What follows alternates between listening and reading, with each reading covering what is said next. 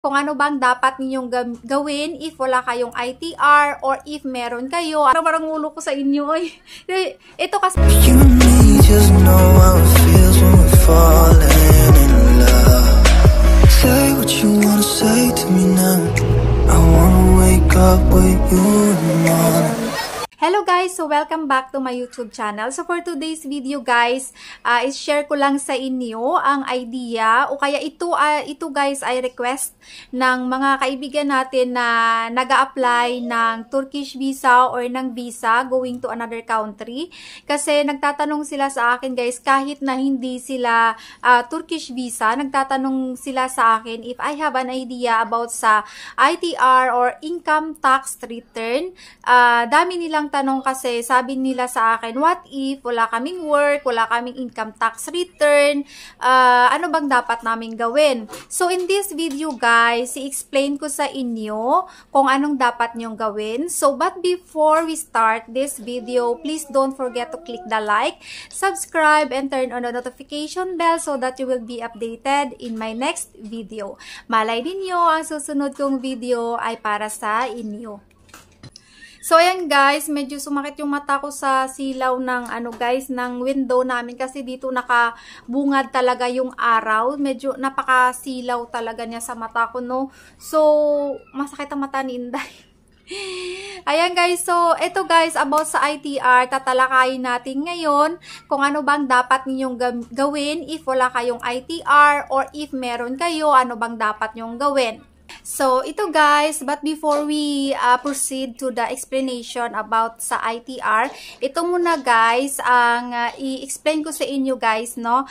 So, ang tanong nila sa akin guys is, what is income tax return? Of course, in Philippines. So, the annual income tax return summarizes all the transactions covering the calendar year of the taxpayer. This return shall be filed by the following individuals regardless of amount of gross income. 1. A resident citizen engaged in trade, business, or practice of profession within and without the Philippines. Ayan guys, so ang income tax return, so ayan, I hope na naintindihan ninyo ayan na naman tayo sa pag-iintindi nito. So guys, ang income tax return guys, ang tax na binabayaran ninyo covering sa calendar year of the taxpayer. So kung tax na binabayaran nyo, tax binabayaran nyo, ano ba dapat ba i-explain ko? Intindihan naman ninyo siguro guys na ang income tax return ay yung tax na binabayaran natin, no? Yung binabayaran natin. So, if wala kang work, tapos hiningian ka ng ITR. Dito ako natatawa talaga na naman, guys. Sinabi mo na, nag-apply ka ng tourist visa, tapos with sponsor. So, si sponsor, kukuha ng mga documents na i-sponsor ka niya dito sa Turkey or any other country. Ngayon, sabi ng agent TR, kulang ka ng requirements, yung ITR mo, asaan? Saan ka man kukuha ng ITR? Guys, kaya wala nga kang trabaho. Talagang napaisip ako ng million times. Sabi nga niya, ma'am, paano ako magka-ITR? Wala nga akong trabaho, kaya palalamunin ni sponsor.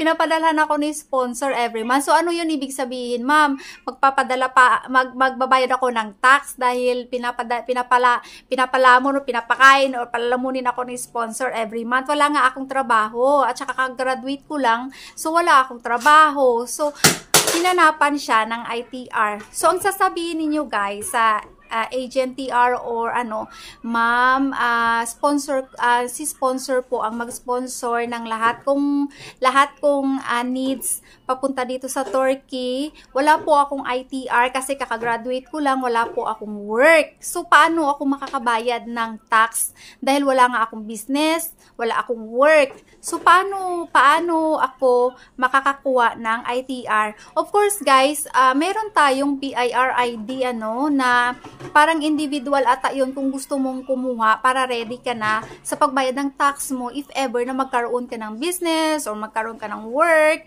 So, yun na guys. Kasi yung work, pag nagka-work ka guys, yung company mo naman ang nagbabayad ng tax mo. So, parang nahulugan na nila yan. So, ito guys ay wala nga siyang work. So, of course guys, kung wala kang work, wala ka ring ITR. Wala kang business, wala ka ring ITR. So, parang kung minsan, yan ang problema pag nag-apply tayo ng Turkish visa guys. Kasi, pag Turkish, pag visa, tourist visa, kailangan kasi guys, limpak-limpak na pera. Kasi magtutour ka. So, although guys, na may sponsor ka dito, what if everything will not going good sa inyo ng sponsor mo, pinalayas ka, or, diba, anong gagawin mo? Maging ano ka dito, illegal, or maging, sino bibili ng ticket mo, anong gagawin mo? So, yan guys, ang mga possible risk na ayaw ng Turkish Embassy, kaya nade-deny ang mga visa ninyo. So, kaya nga ang sabi ko sa inyo guys, if wala kayong work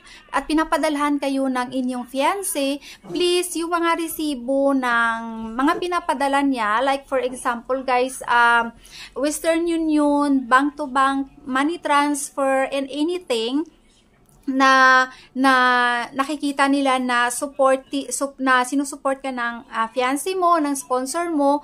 So, yun guys, ang ipo-forward ninyo guys instead of ITR. Yun ang ipapakita ninyo kasi wala namang kayong work. So, what is the source of your income?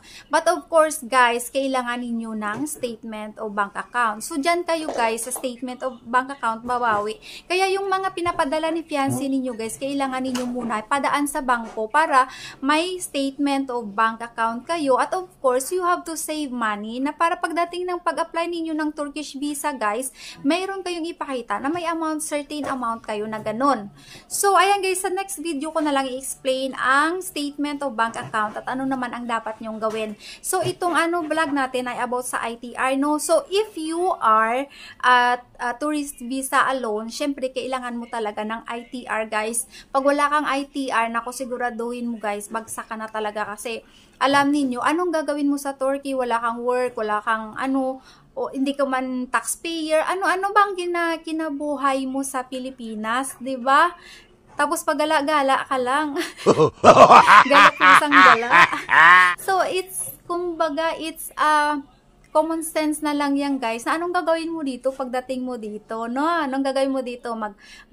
Magtrabaho ka para masuportahan yung sarili mo, which is hindi nga pwede guys na pumunta dito at mag-work with tourist visa only.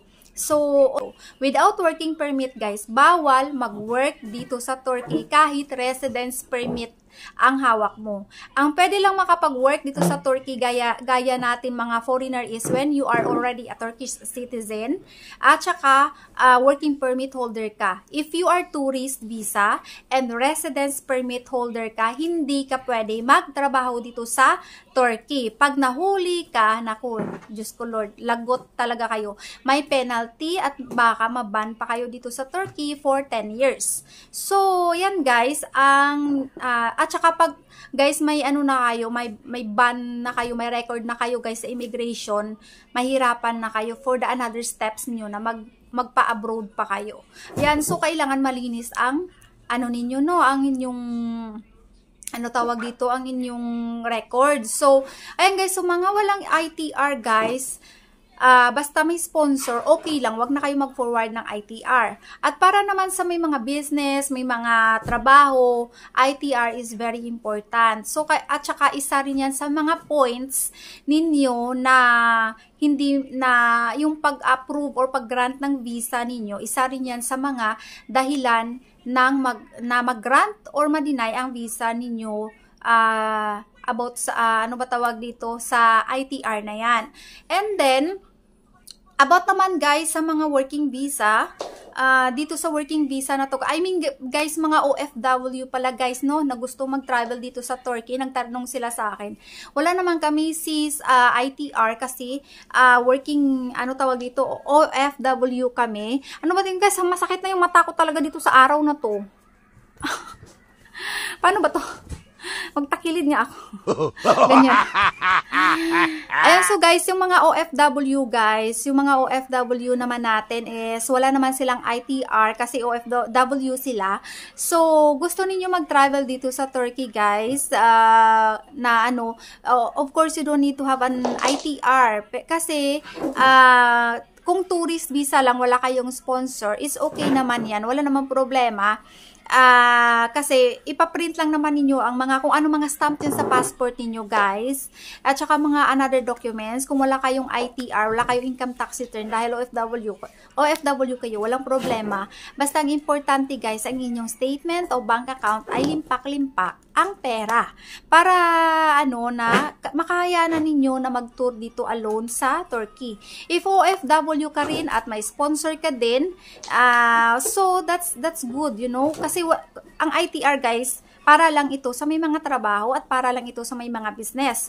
Kung wala kang trabaho at wala kang business, skip it. Yung iba, sumasakit ng ulo sa kakaproblema kung saan kukuha ng ITR. Paano kumakuha ng ITR? Guys, wala nga trabaho, wala nga ano, o pupunta ka doon sa tax, kukuha ka ng record mo doon, nabayad ka ng tax. Paano kung magbayad ng tax? Wala kang trabaho, wala nga may naguhulog ng tax, wala nga nagbabayad ng tax under your name. Oh my God. O saan ka kukuha ng saan ka kukuha ng record na naguhulog ka ng tax kaya wala kang trabaho? So, masakit na naman ang ulo ko sa inyo. Oy. Ito kasi guys, hiningian talaga siya guys. Sinabi nga wala siyang trabaho, palalamunin siya ng sponsor ng boyfriend niya, kasi kakagraduate lang niya, hiningian siya ng ITR. So, saan siya, sumasakit yung ulo niya guys, kung saan siya kukuha ng ITR, kasi nga wala nga siyang trabaho, wala rin siyang business, wala nga siya, kasi kakagraduate lang niya. May ITR bang students? Pag nag-aral ka, nagbabayad ka ng tax? Kakaloka talaga to sila. Ano ba naman itong mga modos nila? Oy, yung iba hiningian ng iOS. Yung iba naman hiningian ng ITR na alam nilang walang trabaho. Yung iba naman hiningian ng iOS na wala. Alam naman nilang, ano ba yan? Kakaloka talaga tong Alam mo ito guys, ang napapagulo yung mga utak nyo, 'di ba? Pero guys, please, you have to know your right at you have to know kung saan kayo ilulugar. Kung nasa tamang lugar kayo guys, fight for it. Fight for it kasi wala nga 'di ba? Wala kayong ITR, wala kayong trabaho, lang ano. So, ayan guys. I hope guys na sa this vlog ay makalearn kayo kasi alam nyo, ni-request na to sa akin last 2 months ago pa. Pero si Inday kasi guys, laging busy. But I will try this time guys na mag-consistent na ako mag-vlog about sa mga nire-request niyong video sa akin para na may idea kayo.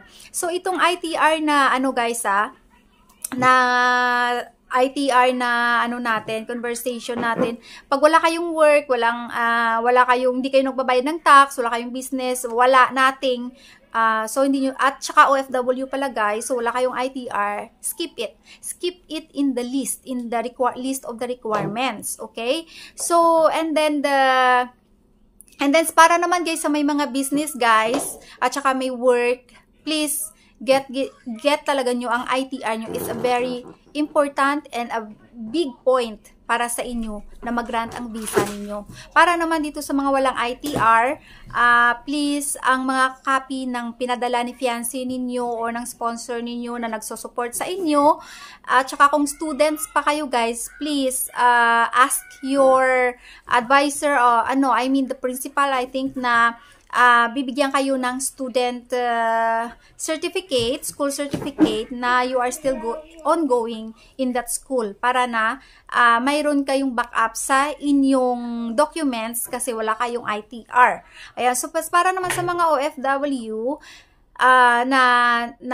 natapos na yung kontrata ninyo. So, yung mga passport ninyo guys, 'di ba may mga stamp yan ng working visa, may mga stamp. Yan ang copy, ipa-xerox ninyo. At see you in my next vlog. At tatalakayin natin sa susunod ang statement of bank account and some other requirements. Ayan. So, thank you so much. At sa mga bago pa lang dito sa aking YouTube channel, please don't forget to click the like, subscribe, and turn on the notification bell so that you will be updated in my next video. Bye! Thank you so much and see you in my next vlog.